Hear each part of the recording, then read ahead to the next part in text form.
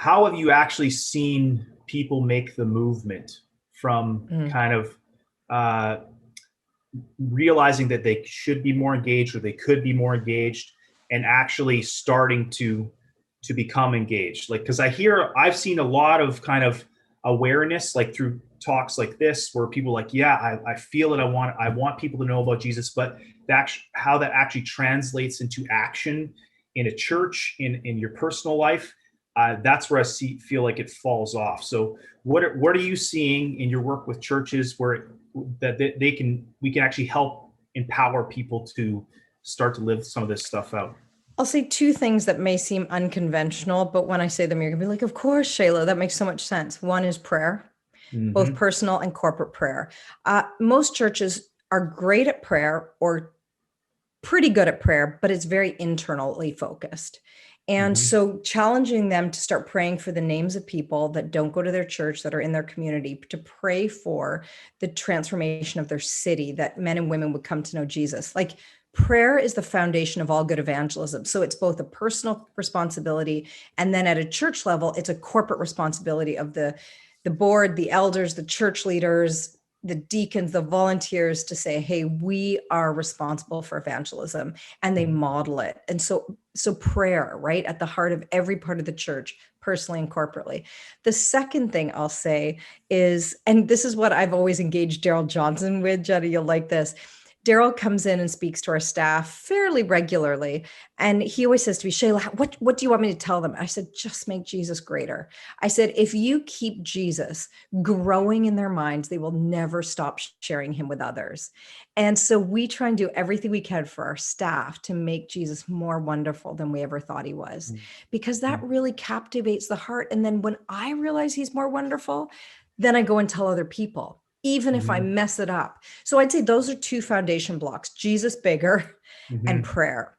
And then from there, in terms of how you make that shift, I think you have to use stories. Mm-hmm. Everybody loves a story. I don't know about you, but for me, if I go to a baptism Sunday at my church, I'm like, oh my word, everybody's got tears in their eyes. It doesn't matter if you've never shared your faith with anyone. Hearing someone's testimony is so life-giving. But we've started at Alpha telling different kind of testimonies. We tell testimonies of both the inviter and the person who came to faith. And Mm-hmm. I think that's a really hugely important part for church leaders to think about: storytelling from the pulpit, online, through whatever the stories are you tell in the various different parts of your church. Is, are you telling the story of the role of the inviter as well as the person who came? And then it ties it together for people where they think, well, I can be like Jenna. Jenna just asked her friend at work to come to our Christmas Eve service.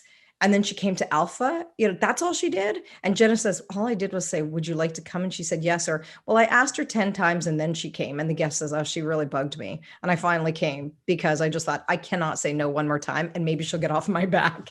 And so people are being really good at invitation. And so we try and storytell to invitation and the role of the inviter in the role of a guest coming to faith. And then in that, then we also say what you celebrate is what gets repeated.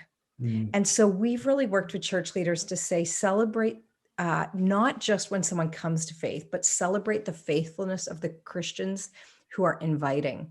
I have a Mm-hmm. great story. My friend Gary Tattinger used to be the lead pastor at Millwoods Pentecostal in Edmonton.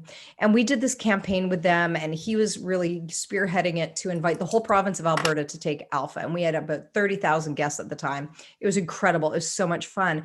And at Gary's church, they had this goal of 1,000 guests on Alpha through all their various Wow. different ways: teens, in the workplace, in their church.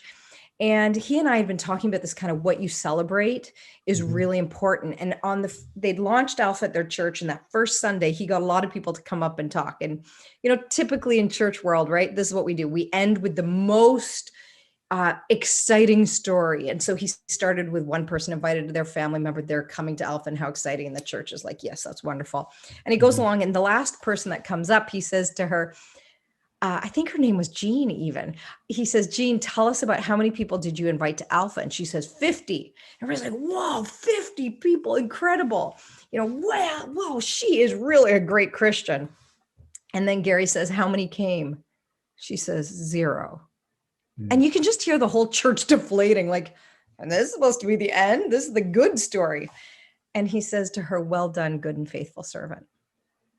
And he said, well done, Jean, you invited, you did your part. The rest is up to the Holy Spirit.